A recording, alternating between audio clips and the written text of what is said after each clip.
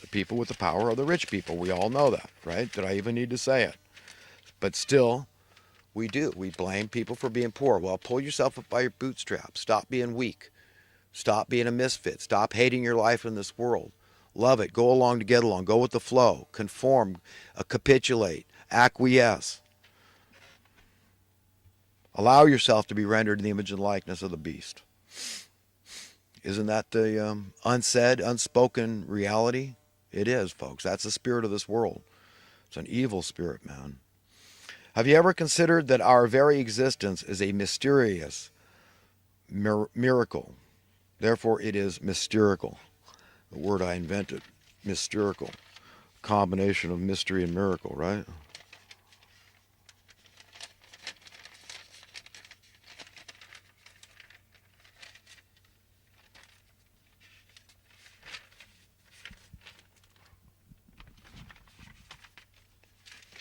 I wonder why it is so rare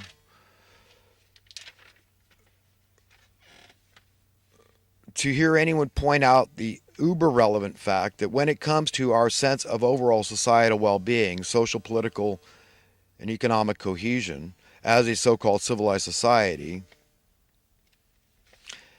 have been profoundly remiss at maintaining fair rules in this capitalist game for all participants across the board.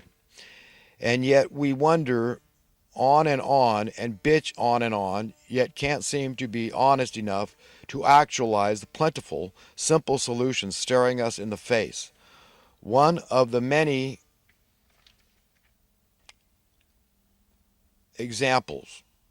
Someone please explain why the Labor Department, charged with enforcing fair labor laws and rules, has been unequivocally, undeniably, profoundly remiss at their job.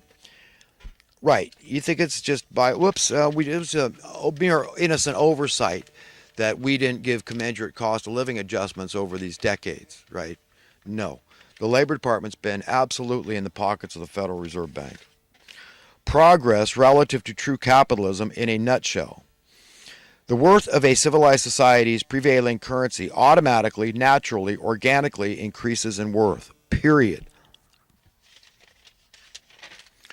When a relatively small group of evildoers gets their way through a critical mass of those in positions of power, it is far worse than the most miserable of democracies or republics. It becomes the clear equivalent of a plutocracy, an oligarchy, or simply a kleptocracy.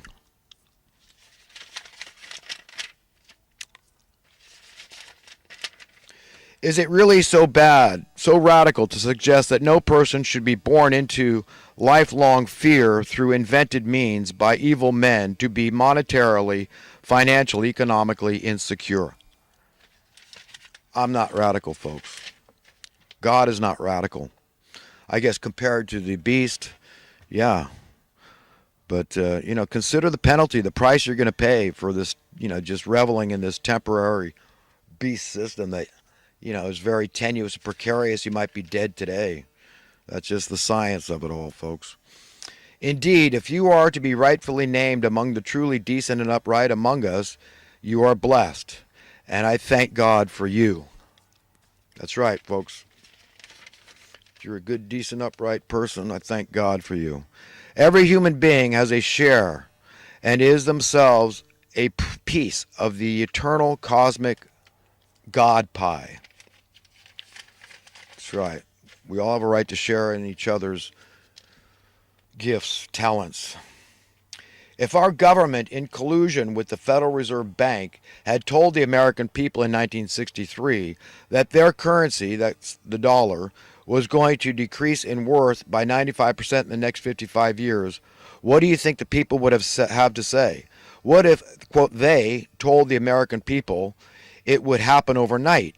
Could the response be any worse? Like pulling off a Band-Aid. Many know. Considering the Band-Aid analogy, of better to just rip it off suddenly with one fell swoop than to just slowly pull at it. But yet, they've been slowly pulling at it.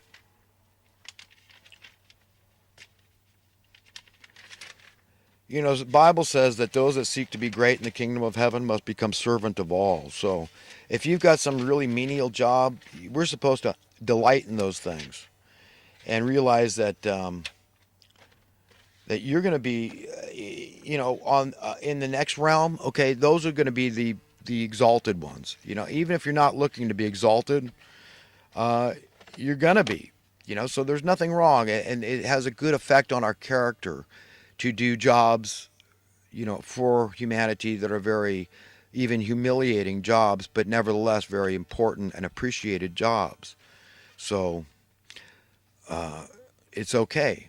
No matter what your job is, if it's important, people appreciate it, you're going to be rewarded and you're going to be exalted. I am well aware that many thank God for jumping on uh, on the bandwagon, on one bandwagon or another. Personally, I never liked bandwagons. In fact, I abhor them all and strongly resent the manufacturers thereof. Right.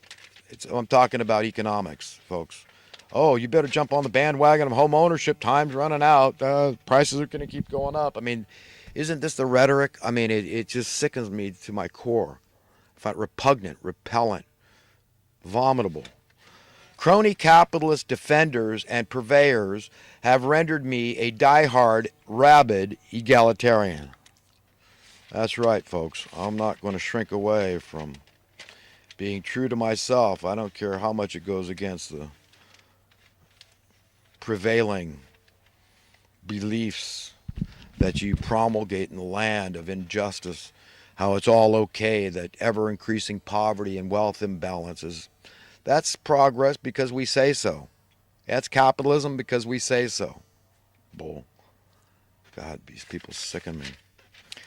Any time is the right time for prayer, worship, and praise to God, even if only pure gratitude for the fact that God is a holy, good God and not at all an a-hole. That's right. Anytime. No matter what, even on your deathbed. When we are in our right minds, I firmly believe we realize we need a good God to trust, a God that is slow to anger and quick to forgive.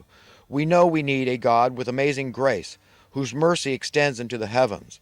And we know how lucky, how blessed, how grateful we can rightfully be, knowing that's exactly the kind of God we have. Jesus revealed that fact over and over. How ironic that axiomatically, empirically speaking, everybody on earth knows that Americans at large are certainly not a racist people. Between our virtual worship of men like Martin Luther King Jr. and electing a black man as president, how could anybody logically believe otherwise? Yet look how Americans themselves fuss over this stupid, petty issue. And does anyone think for a moment the devil or the spirit thereof is not in the details, seeking to divide and bring the downfall of our beloved nation? That's what it's all about. Understand that the spirit of Satan is literally at work, trying to divide our nation and bring us down. What is a nation? Forget the geography. A nation is the people, the social, political, economic cohesion of the people. So what do we want to do? We want to unify. Okay, good Democrats come together with good Republicans, etc. Good socialists come together with good capitalists, etc. Good conservatives come together with good liberals, etc. Okay? And let's unify, and as one unified force, come against these people. This is what I want, is that this is God's will being done, empowering the individual to work collectively, unified against them. That's what our country needs. That's what's going to keep this downfall of America from happening. But we've got to put away the hatred. And you hear it in a lot of these rabid people. They call themselves liberals, but they're against free speech. They're so draconian. I mean, and they won't even speak out about, the horrors of Bill Clinton. I mean, and all this stuff, the Me Too movement and all this, but they're silent about Bill Clinton, Slick Willie, and all these people that hate Trump by default. They'd rather Hillary Clinton be in there with the Benghazi and all this, all the people, black hats in the FBI and other of these agencies that are protecting these criminals. I mean, good, let's see what the shakeup is going on now. Indeed, they were spying on Trump. All these people ridiculed the idea. Good God. I mean,